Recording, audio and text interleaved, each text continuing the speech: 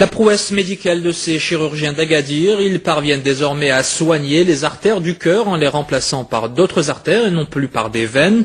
Un an après le premier pontage coronarien, les personnes opérées sont en pleine forme et les nouveaux patients n'ont plus besoin d'aller se faire soigner à l'étranger. Rizlan Taibis d'Erbensina.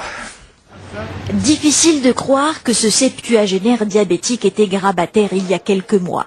Ni sa démarche vive, ni sa mine reposée ne trahissent l'état de santé déplorable dans lequel il se trouvait avant ses 4 pontages coronariens exclusivement artériels, des opérations qu'il avait subies dans ce centre cardiologique à Agadir. Je me sens très bien à présent, je peux courir, marcher, monter les escaliers sans problème. Cette femme vient elle aussi de passer sur la table d'opération, l'intervention a été sans écueil. J'ai été opérée mercredi matin, je n'ai ressenti aucune douleur, je vais beaucoup mieux maintenant.